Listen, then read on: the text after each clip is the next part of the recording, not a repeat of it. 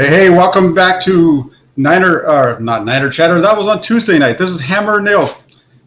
Come on, Jack, get your stuff together. Took last week off, and I'm all over the place tonight. But thanks, everybody, for joining. We got Jesse here with me, and tonight we have So Real, So Neil, Sunil Gaitonde. One of the cool parts about tonight's show is that this is the first time that all three of us have been on as members of all 49ers SI, with Jesse joining the crew this week and having a great first article.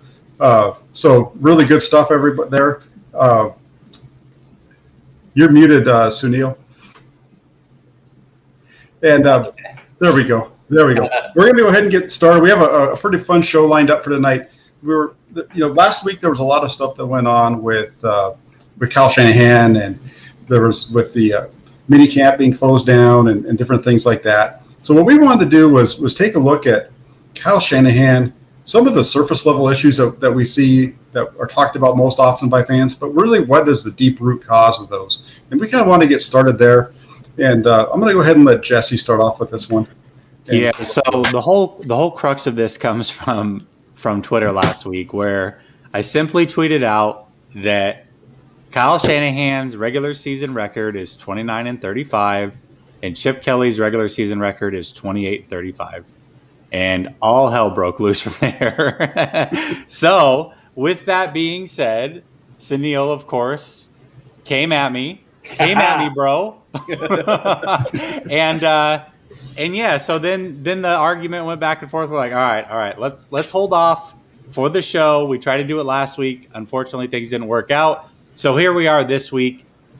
Sunil, why don't you first of all, give me your thoughts about the tweet and kind of what your response was to it, and then let's just take it from there. Yeah, so obviously those that follow me and Jesse, we love like being on opposite ends of the thing, and we have fun with it. And one thing that you'll learn is Jesse is extremely pessimistic. He'll probably call it realistic, but I see it as pessimistic, and I'm probably over optimistic. However, when it comes to just putting stats as stats, I feel like it's easy and it's low-hanging fruit to be like Chip Kelly and Kyle Shanahan have the same record, and then just leave it out there, insinuating that Chip Kelly and Kyle Shanahan are the same level of coach based off of their records. And I just think that there's a lot of perspective that's lost in a lot of the arguments that Jesse makes. And I'm going to enjoy the next 45 minutes in the hour to showing everybody and exposing Jesse for all those nuances that he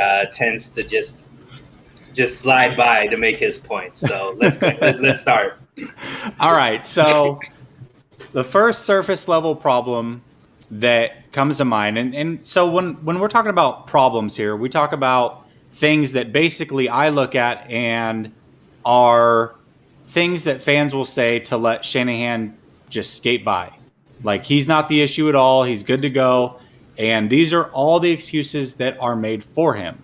So the first one that I hear all the time is, well, he doesn't have a healthy quarterback, and when Jimmy G's in the game, he wins.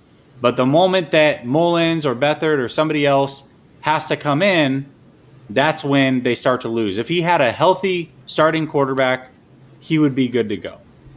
And my answer to that is, that's Shanahan's fault. The first year that he took over the team, and John Lynch came out this offseason and completely admitted, we didn't even really look at Mahomes or Watson. We had a plan in place. And what was that plan? That plan was Kirk Cousins. But it's funny to me, if your plan is Kirk Cousins, why then, 8 games into the season, 7 games into the season, whatever it was, do you go and trade for Jimmy Garoppolo? And Shanahan readily admits, well, I was a little depressed afterwards, and it took me a while to get over it. Well, why did you pull the trigger then? Why? At this point, you can't be mad when this quarterback's not in the lineup and you're not winning when you haven't drafted anybody else other than C.J. Beathard, and the starting quarterback that's on the team is your guy. So what's your response to that, Sunil? All right, so clearly, once again, low-hanging fruit.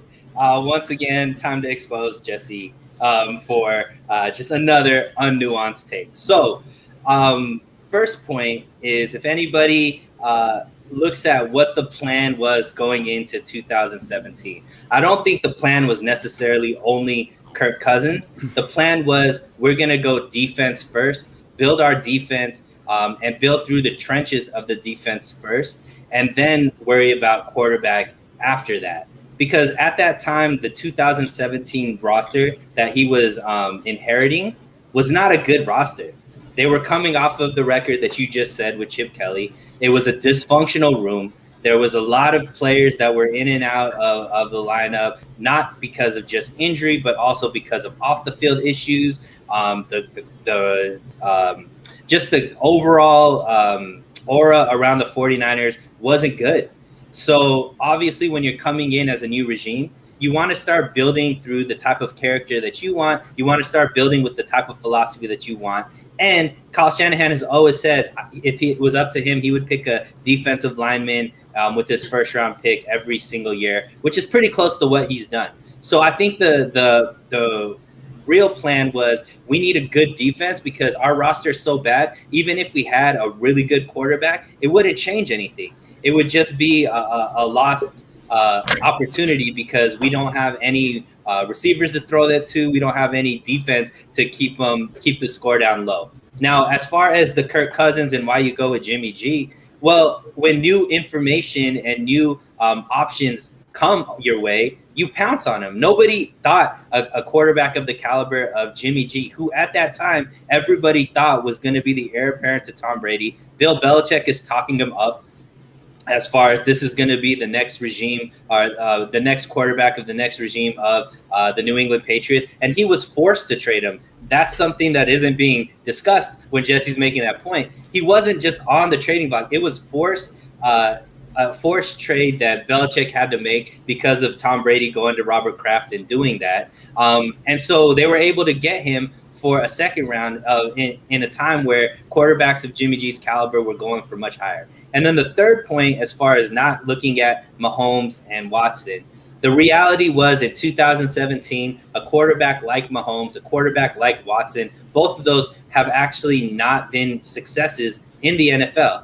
At that point, it was the unathletic, strong-armed pocket quarterback that was the one that was actually the prototype that everybody wanted. And it was the mobile quarterbacks that were throwing on different angles and, running, known more for throwing on the run and so on and so forth. Other than Aaron Rodgers, all of those options, whether it be Mariota, whether it be, I forget who else was coming out at that time as well, they have all been flops. And it was that with the 2017 was the first year where Mahomes and Watson started the trend where now everybody's going after the mobile quarterback that could run and pass. So did Kyle Shanahan was not on the forefront of seeing the change in quarterbacks? Possibly. That's an absolutely good critique, but so also were 31 other teams. The only person that wasn't on that, or the only person that was ahead of the curve was Andy Reid, who I think is probably one of the best people at drafting quarterbacks ever in the history of the league. So those are my kind of points when it comes to that fallacy that Jesse just brought up. I have a rebuttal, but I want to get Jack's thoughts on this. Yeah. Yeah, I want to jump in first off, and I first want to start off on the Chip Kelly piece for a second. The Chip Kelly, you got to remember, Chip Kelly took over an Eagles team that wasn't good. The year before he took over, the reason Andy Reid got fired is because they were 4-12. So that team wasn't really all put together. There were definitely some issues going on in Philadelphia. And Chip Kelly came into Philly, and he went 10-6 in back-to-back seasons. Kyle Shanahan's never put back-to-back records together like that at any point in his career in the NFL as a coordinator, and definitely not as a head coach to this point. As far as the quarterback situation in Philadelphia, he inherited Michael Vick, who at that time was pretty much at the end of the road, and Nick Foles. Nick Foles the year before was much worse than he ended up being in 2013. In 2012, he started in 6 games, had 5 interceptions, only 6 touchdowns. That's more interceptions than he had in the 13 games that he played in 2013 with Chip Kelly when they went to the playoffs that year. So, there's definitely some things around that I think are interesting that you have to look at and give Chip Kelly his props. He did run into a really bad situation when he came here, and that's part of the reason that they were 2-14 that season, and that's also part of the reason why Kyle Shanahan was so bad, right? And it wasn't necessarily because of the coaches themselves, it's because of the people putting the rosters together. So yes, you have to agree that Kyle Shanahan inherited a rough situation when he joined the 49ers. But he makes that worse by going ahead and gutting the roster, really, and understand that they wanted to put their stamp on the team. But there were players on that team that they let go that ended up being very good players for the teams that they'd let them go to. Vance McDonald, as a tight end, for example, had a heck of a career with the Steelers once the 49ers let him go.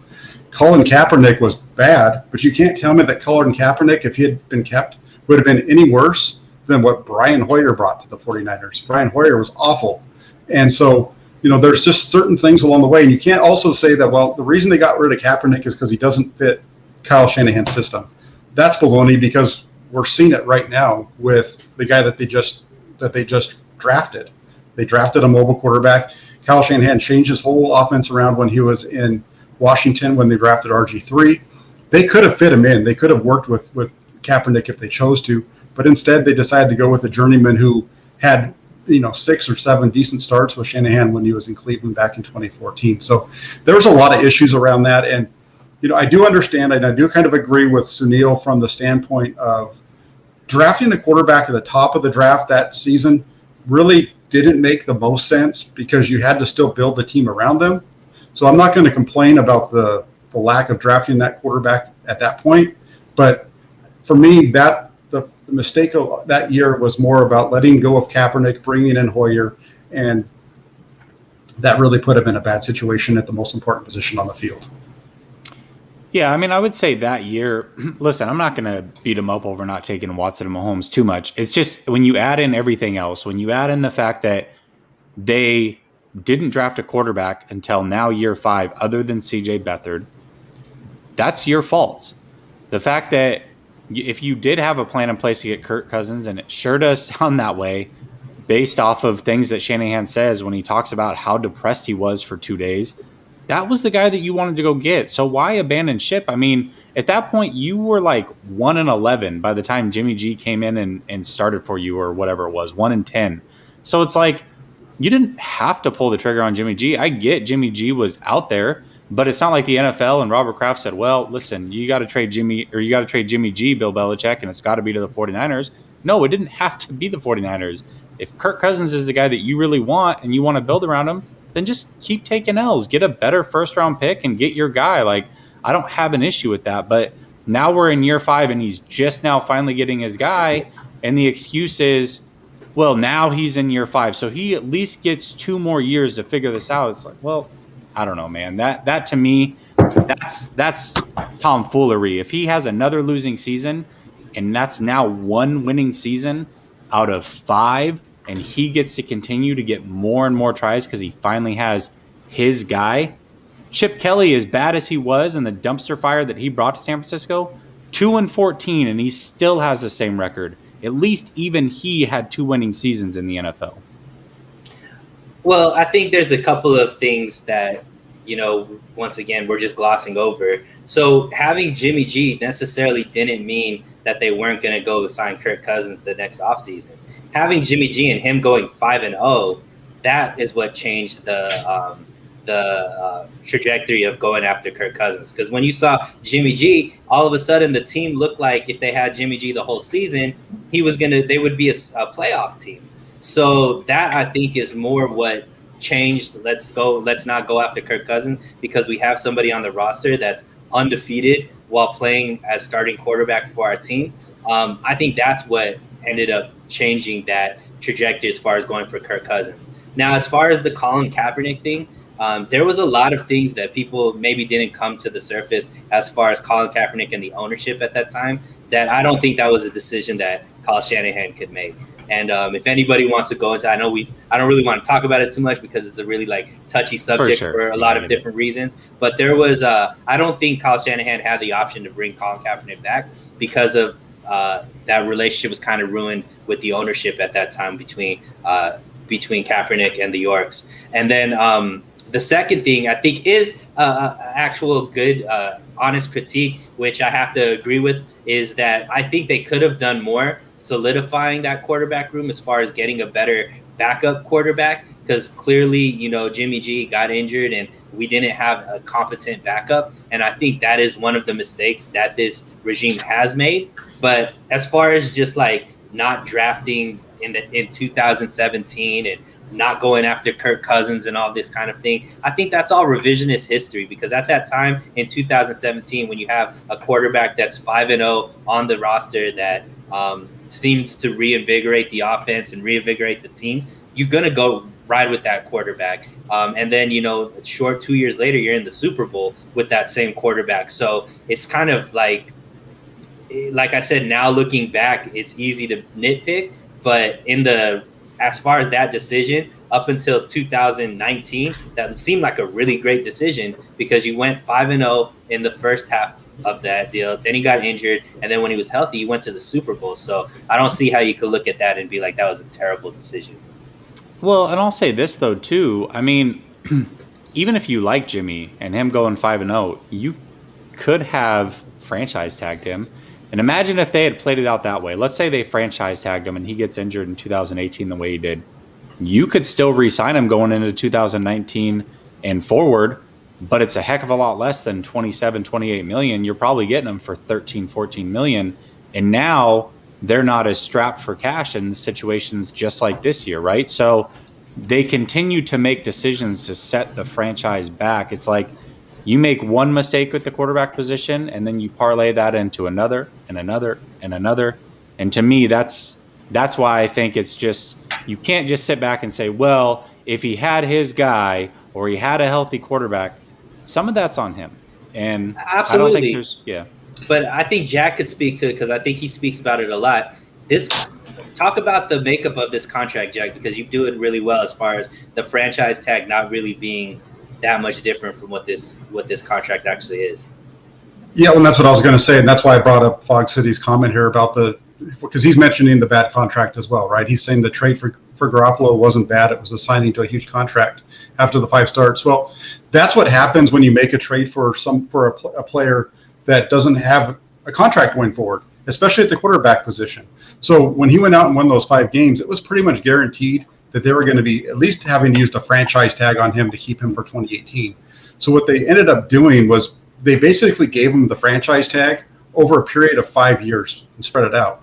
So by doing it the way that they did it, the contract, the way that they put it together, it actually saved them money, because Jimmy Garoppolo's cap hit in 2018, the year that he got injured, which was the first year of his contract, was $37 million.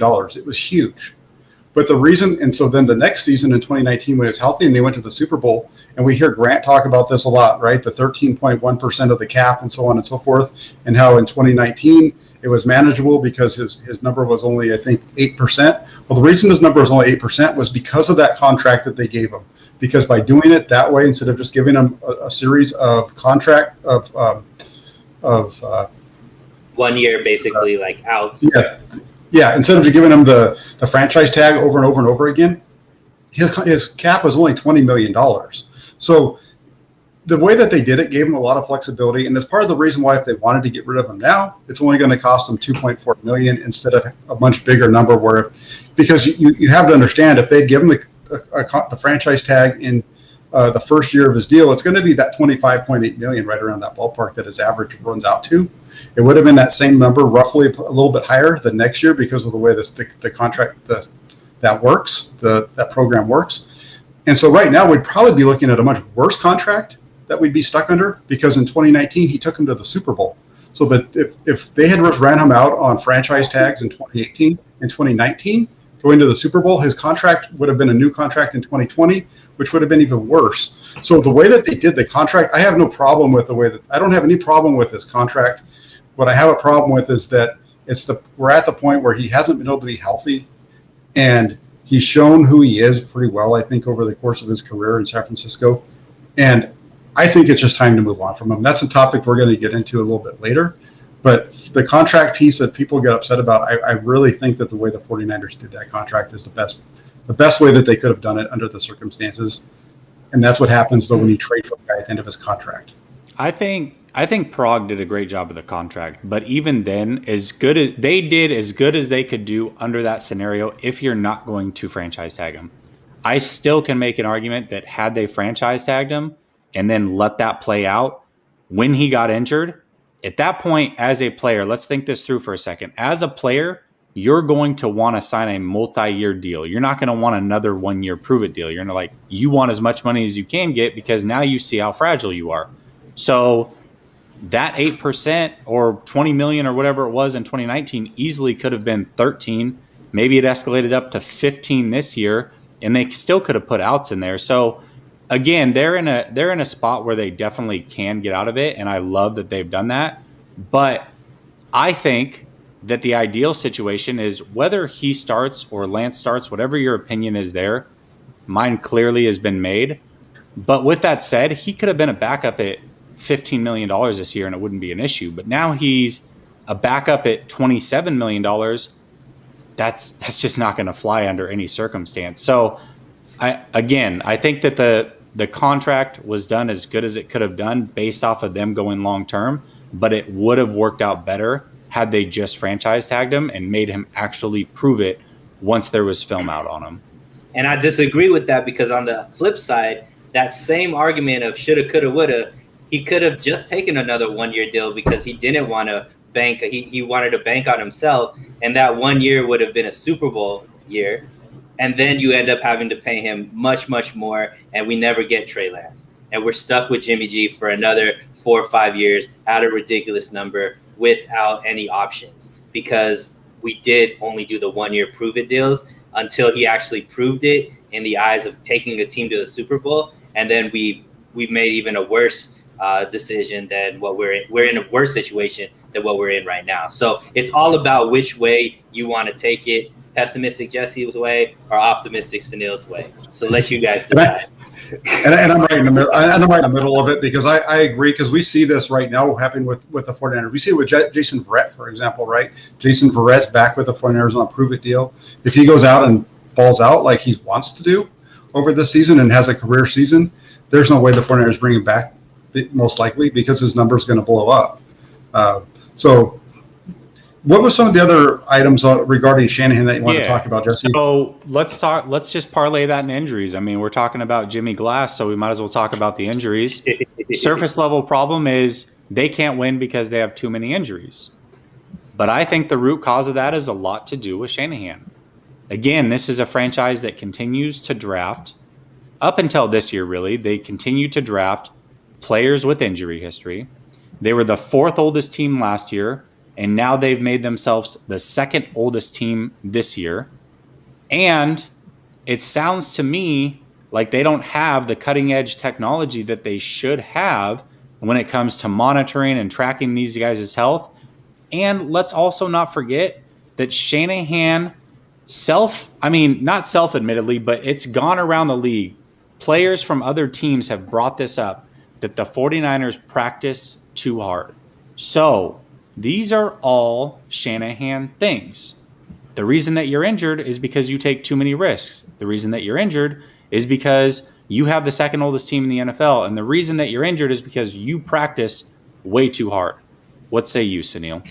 So I think this whole old team, meaning injury team, is just a fallacy because the Tampa Bay Buccaneers are one of the oldest teams, and they're also one of the most healthy teams. So I don't agree with just age is the deciding factor as far as a team that's more injury prone versus not. However, I can't. This is the one critique that I have to, I have to say, Shanahan could be doing better at this, and some of this does fall because the 49ers, even before Shanahan, have been one of the most often injured teams.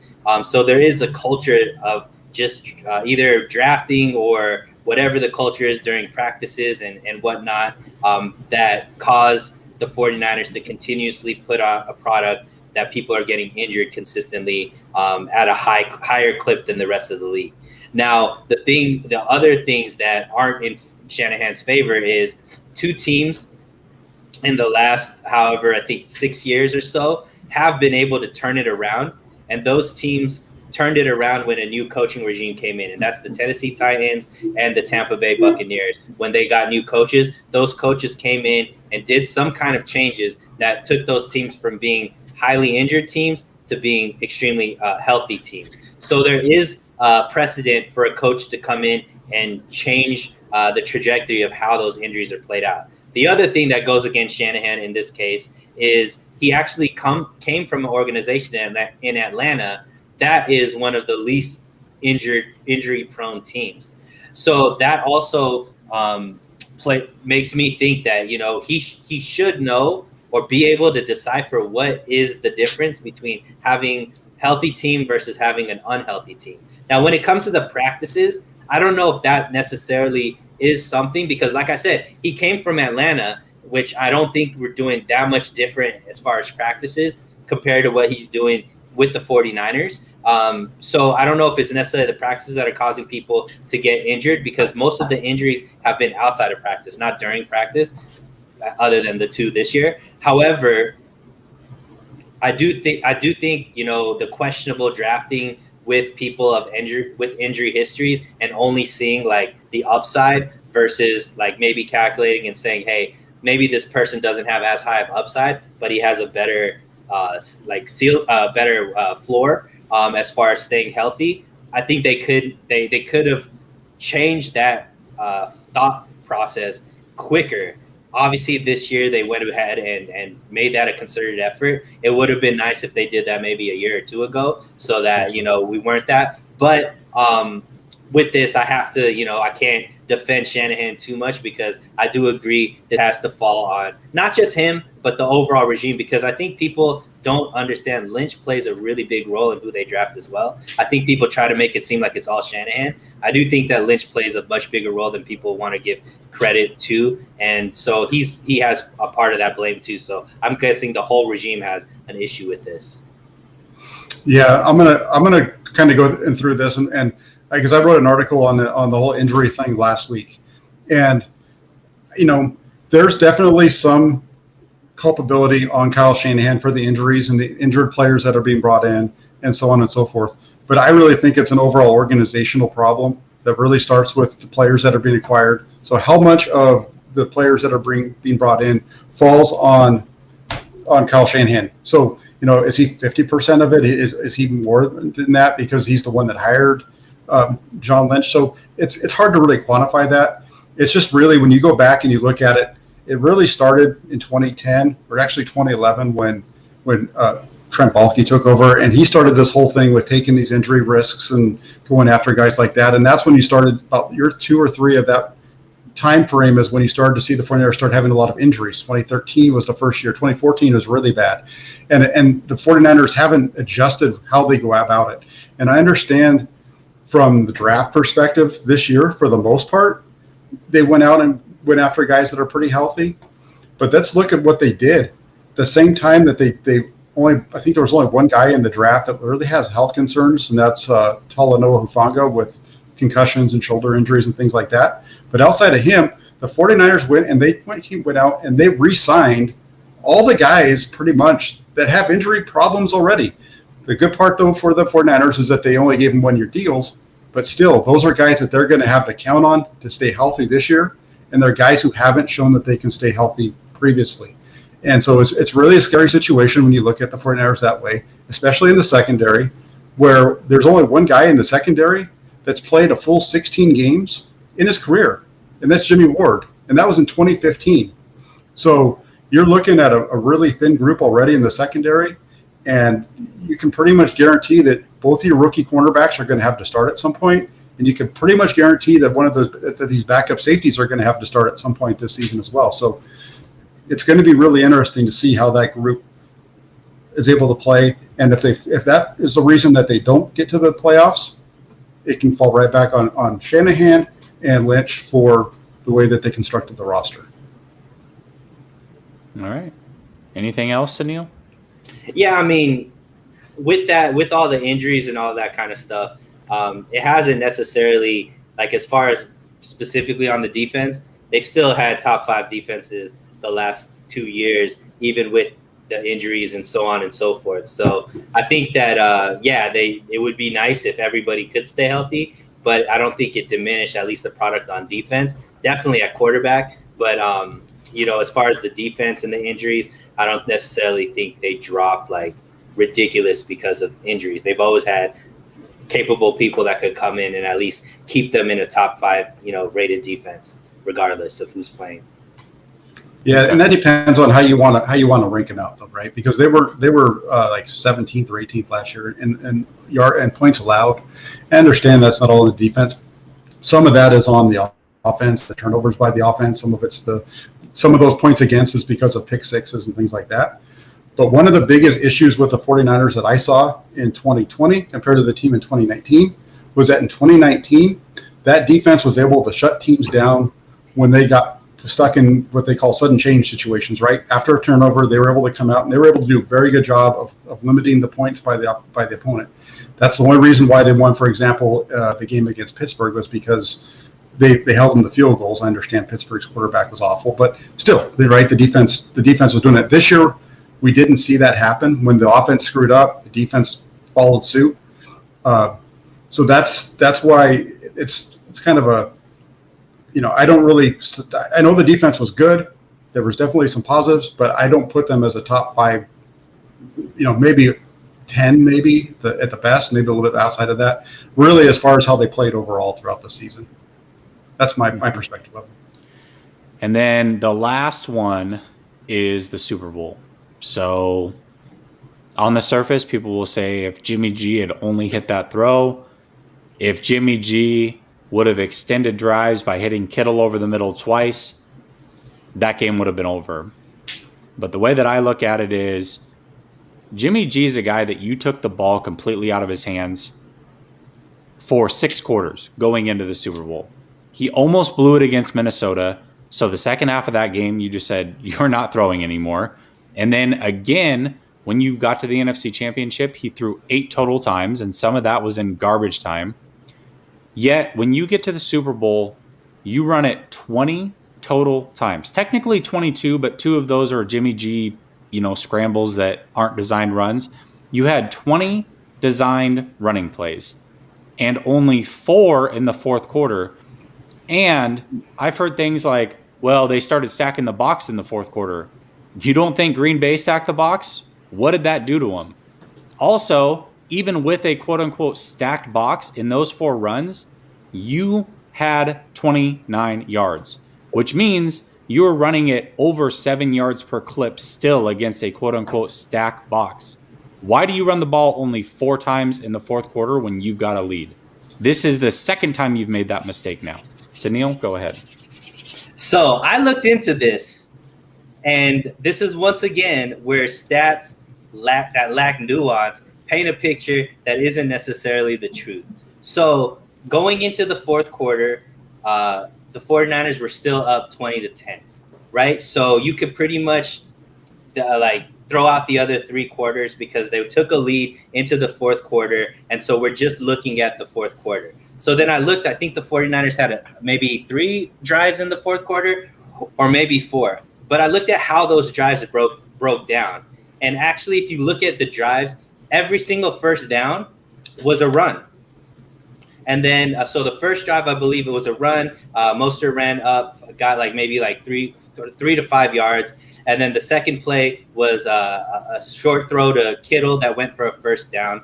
And then there was offside penalties, like a false start on one of the offensive linemen, which ended up, bringing them back. And then that stalled that drive because they were going from kind of moving forward and chains are the yardage in their favor to now playing behind the numbers and so on and so forth, right? So that stalled out. Second drive, same type of thing. They were running the ball, and then all of a sudden there was an offside penalty on one of the receivers, which once again moved them backwards. And so it was more, and then unfortunately each time that they're not converting on the third down because now they're behind and down in distance, Patrick Mahomes on the other side is going and throwing touchdowns after touchdown, right? So there was 20-10 following the game plan, but 2 unforced penalties caused them to move backwards, and they gave up the ball, which then the defense unfortunately couldn't stop Mahomes, and they went out and scored 14 points. So then it went from a 20-10 lead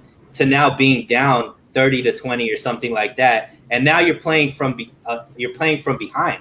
So now it's more important to like cover the yards, and there was a few other offside penalties, and Jimmy G couldn't make those throws that you're talking about and whatnot. And it's a little bit different running the ball when you're down, 10 points than running the ball when you're even or down 10 points in the fourth quarter with time running out versus during the first 3 quarters when you're even or ahead, being able to, ground and pound that way. So I think it's like I said, you're looking at numbers without looking at what was going on and what is the nuance that was happening in the fourth quarter that caused to have to shift the game plan to where you can't just ground and pound because of the penalties, because of Mahomes going on a tear and scoring touchdowns. It just had to change because at this point, running obviously runs the clock down, and you needed to save time to be able, when you're down 2 possessions and having to score, you have to throw the ball. And obviously Shanahan schemed wide open receivers, and Jimmy G missed them on multiple occasions. So that's where I do agree with some of the fans that are saying it would have been much different if Jimmy G would have just hit open receivers. It wasn't like he had to make these ridiculous throws. It was wide open receivers that were schemed open that he couldn't make those throws. So yeah, what I'm gonna say on this one is I kind of fall a little bit in between both of you. But what you got to look at is when you look at the 2 possessions when the 49ers were up 20-10, they start off the first possession, like Sunil said, with a 6-yard run, and after that they get a completion on first down, or to get a first down. Then on the 1st and 10 after that, Mostert runs the ball for a yard, so they're left with 2nd and 9, and that's where the things really kind of start to turn, because if they're at 2nd and 9, you're out almost near midfield. You've got a 10-point lead. There's still a lot of time left in the game, but you still have a 10-point lead. You've got a team that just ran the ball down the throats of the Packers the week before. Why don't you just go ahead and run it on 2nd down? Try to make it up 3rd and a little more manageable. I understand that there was a receiver that might have been open that he missed. I don't remember exactly the 2nd down play, what happened there. It was an offside on just on the left tackle. Joe Staley he was an offside on Joe Staley, which moved them back to 2nd and 14. The offside was on 3rd down, but because they ran it. Yeah, no, I understand. No, and so I'm talking about the 2nd down play. The 2nd down play should have been a run, I think, right? Because you've ran the ball so well, you've got a 10-point lead. Let's start grinding the clock. Let's start doing what you've shown is your best your offense is best when you run the ball. The Chiefs even said that. Now, maybe they're just saying it because they won the game, and that's just, them boasting, whatever. But that's what Tyrann Mathieu said after the game was, we were glad to see them stop running the ball. That was what we wanted to see. And so, that's the one play. Okay, so let's go to that 2nd down. That's one of them. The 3rd down play, obviously, they're going to have to throw it because, as you pointed out, Sunil, they had the penalty, so it's 3rd and 14. You're going to throw it in that situation, right? Because you want to try to maintain the ball. So I understand that one. The next possession, though, you're down. Now it's a 2017 game, so it's really tight. You come out on 1st down and you run for 5 yards. Now it's 2nd and 5. You're only up 3. There's only 5.5 minutes to go in the game. You're in a situation that's very similar to where you were when you were coaching the Atlanta Falcons against the Patriots. The situation isn't as favorable to Shanahan because it's only a 1-score game, not a 2-score game. But that's the spot right there. At 2nd and 5, you go ahead and you keep grinding the ball. And I understand that they had a tight box. Then if they've got a tight box, use Deebo Samuel. You stop using Deebo Samuel in the second half. Give Deebo Samuel a run around the edge like you ran him in the first half. Give him something like that. It doesn't, and you can, that could have been even a forward pass, even, right? Because that's typically a pass. But that's that second one when they were down 17. After that first down run to give them 2nd and 5, that run that made it 2nd and 5, go into a throw instead.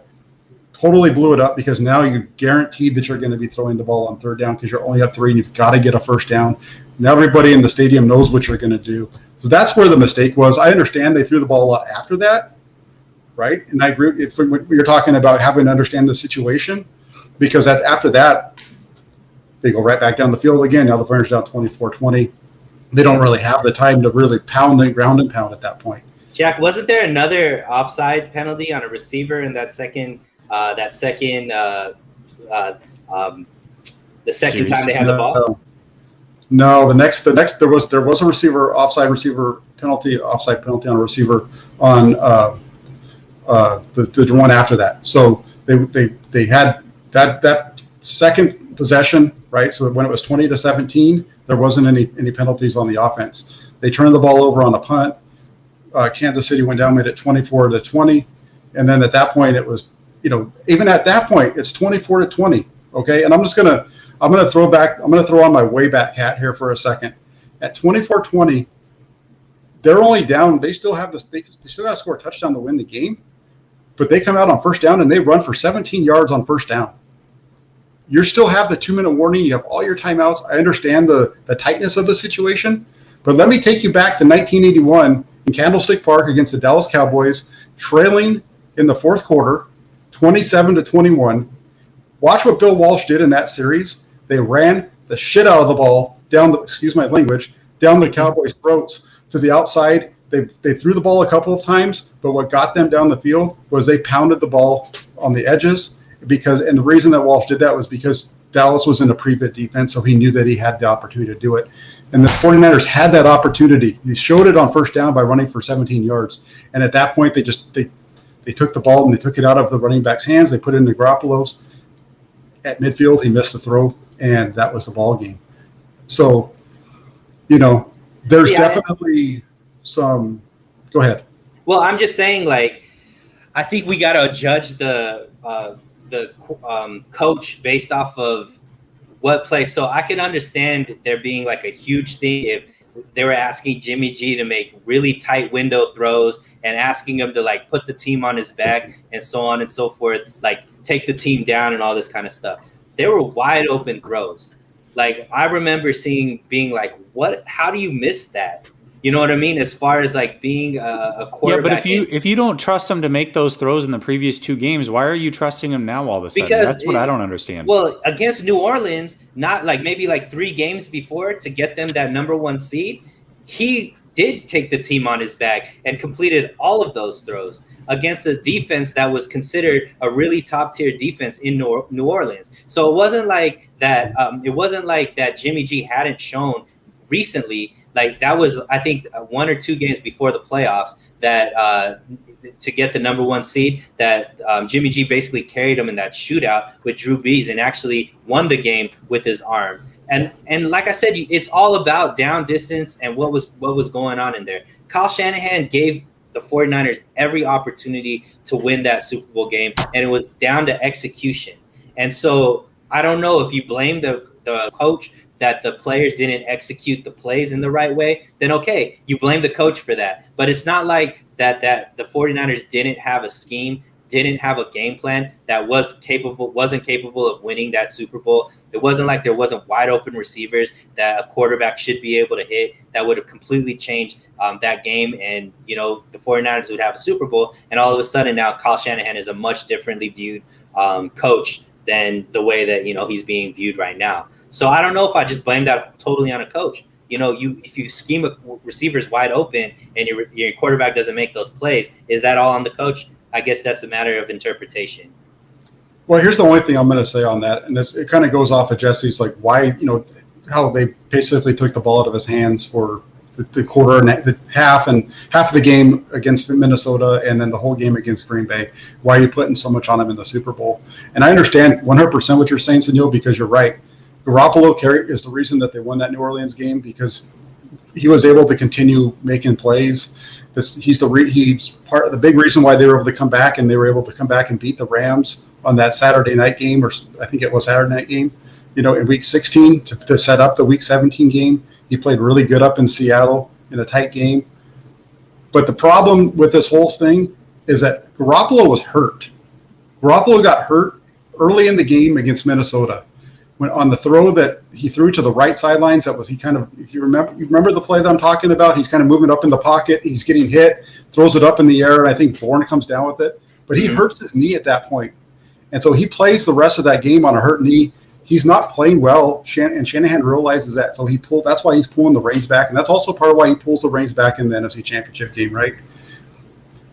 He just wasn't right after that play. And I think that Shanahan understood that. And so it's a little frustrating. I understand the situation, but we've seen Shanahan make the same mistake now in 2 big games. And I see some comments over here in the section, and it's right. I mean, Brayman says they lost as a team in all phases. And Yeah, they did, right? Because you've got to blame the defense. If you're going to blame Shanahan and Garoppolo for losing that Super Bowl, which I put a lot on them, you've got to blame Emmanuel Mosley and Robert Saleh. You've got to blame Richard Sherman and Robert Saleh for the plays that led up to that, right? So I'm with you on both sides of this. I just think that when you have a quarterback that you know isn't right, that you do everything you can to keep him out of having to be the guy that's going to win the biggest game of his life. And that's what Shanahan put him in with that play. Raheem Mostert, 12 carries, 4.8 yards per carry. Deebo Samuel, 3 carries, 17.7 yards per carry. Tevin Coleman, 5 carries, 5.6 yards per carry. The way that they got their biggest plays throughout the whole playoffs was not the passing game. And that's where I think the most critical point is. And Jack, you made it so eloquently. On that first down, when you're down for the first time in that game and you run it for 17 yards, you still have time to run the ball. Why are you slinging the ball all over the yard? They had plenty of opportunities to run. They chose not to. I agree with you, Sunil. I'm going to say this. They definitely, or Shanahan definitely put Garoppolo in a situation to win that game. He gave him, as Grant calls them, Jimmy Gimmies, and he couldn't make it happen. So that is on Jimmy. But that should have been plan 2. Plan 1 should have been running the ball, and you chose not to do that. So now you went to plan 2, and with plan 2, you made it the easiest that you could make it for your quarterback, but it was still plan 2, and you weren't forced out of plan 1. You decided to stop running with plan 1. That's my issue with it. Yeah, my big. I'm going to just jump in real quick, so I know I'm kind of piling on, but my biggest issue with the whole way that fourth quarter played out was really the last possession when the 49ers were down 24-20.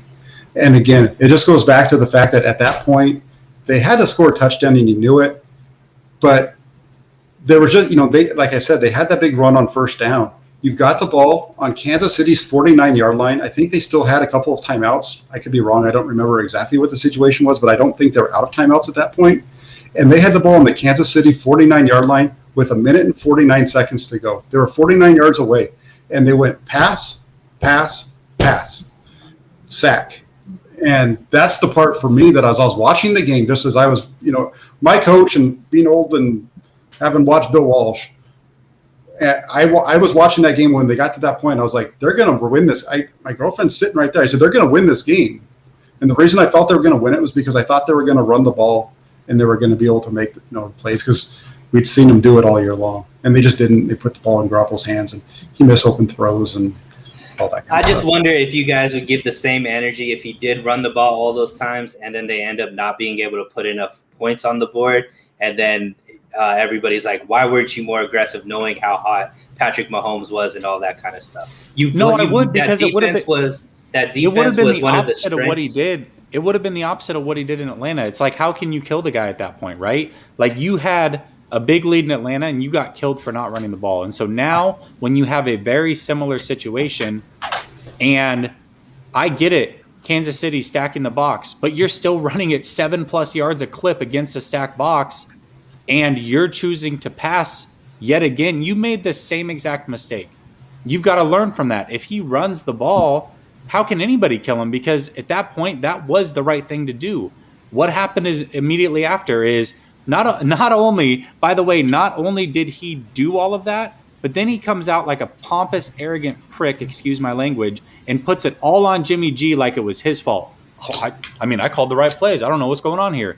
He did. Hello, you made that same mistake in the other Super Bowl. You put it on your quarterback then. It doesn't matter if whether you like him or not, he is your quarterback. You cannot lay him under the bus like that. You are the leader of the franchise. You've got to take culpability and blame, whether it's your fault or not. When my employees mess up, guess whose fault it is? It's my fault. Guess who takes the blame? I take the blame. That's what he should have done in that situation. And then he got 2 first-round picks to go get the solution in Trey Lance. So he understands. 2 years later. The only thing I'm going to jump to I agree with you here, Sunil, because about if they had run the ball, there might have been people that had gotten up on him about running the ball and playing conservative at the end of the game. Because if you remember, that's what happened in the first half, right? At the end of the first half, he was conservative. He played it conservative, and then he called the shot play to Kittle that got called back as a thing. But he had played it conservative because he played it conservative. The phantom pass interference. Right. Because he played it conservative, a lot of people jumped all over him. And they were saying he screwed up at the end of the first half. Myself, personally, I thought he played it perfect because I knew what he was doing. And that's the same reason I would have been fine with him doing it at the end of the game, because if they were going to score a touchdown in that situation, I wanted them to score a touchdown with about 15 seconds to go, because I didn't want Patrick Mahomes to get back on the field, because there's no way that the Niners were going to take the lead and be out of the woods, because they were only going to be up at most 4 points, right? Because they were down 4. Yeah. So for me, I hope I'm not yelling. For me, I wish they would have just ran the ball. I wish they would have played the clock game like he played at the end of the first half. And that's just mine. And I just don't think you could kill him for understanding that his defense wasn't holding up the same way they were holding up in the first half of the game. The offense wasn't scoring by playing all those running plays. That somehow Kansas City was just like bending, not breaking, type of thing. So even though they were running, it wasn't leading to points because they didn't score. And they knew they needed touchdowns. So he tried something. He schemed out the right plays. They didn't execute. And I think that's more of it than just killing them based off of, you should have done this. It's all hindsight, hindsight's 2020. The defensive portion, I agree, is why, again, goes back to why they should have run the ball. Because if you know that your defense is struggling, you don't want to put them on the field. You want to keep killing that clock as much as you can. And I just don't agree with the way that he ran. I shouldn't even say ran, because he didn't run. I just don't agree with the fact that the way that he managed the end of the game. And if that was the only time that we'd seen that out of him, I might give him a break. But that Super Bowl was just a microcosm of a lot of other games in Kyle Shanahan's career that he's lost because of being over aggressive at times when he doesn't need to be. So I don't think we're ever going to really reach a conclusion. But between the three of us, I think we're all making really good points. And it's just, and like Raymond said over here a few minutes ago, this is a topic that still gets him hot. And as you can see, the three of us hitting or talking about it. I know both you cursed for the first times I've ever heard on streams before. I'm the only one keeping it professional and keeping my composure over You here. almost got a man taken off the internet. These guys are heated. Hey, I only say off the wall things on a mean stream. Over here on Hammer and Nails, I keep it really clean. I keep it really professional. You guys are emotional right now. I'm being the professional in the room. Just wanted to put that out there. I'm glad you mentioned memes, because that was almost as bad as, that was probably worse than either of us we're in right now. But hey, don't you try to put that evil on me, Jack. But that's it. I mean, I think that's what I think what we all wanted to talk about last week, right? Was we all kind of got, all three of us really got into this topic. I'm glad we didn't lose the passion. And I think really the fans haven't either. And that's one of the things. We're having this conversation, and I've seen it over in the section on the side. People are really enjoying this conversation, and I do too. I can talk about the coaching stuff all day long. I know we were going to talk about some other things. I think, Jesse, you need to jump into your other show tonight. I got my show that starts in 1 minute, so. Yeah, so we're going to go ahead and end this for tonight. But I really want to thank everybody for coming on and joining us tonight. And tomorrow I've got a couple of film breakdowns that I'm going to be doing. I'm going to do one with Coach Noah Johnson at 11, another one by myself at 2, and then there'll be a write-up coming out as well. And I'll just leave you guys with this one last thought, and Neil's going to like this one as I end the broadcast. The 49ers need to get rid of Jimmy Garoppolo. Have a good night, everybody.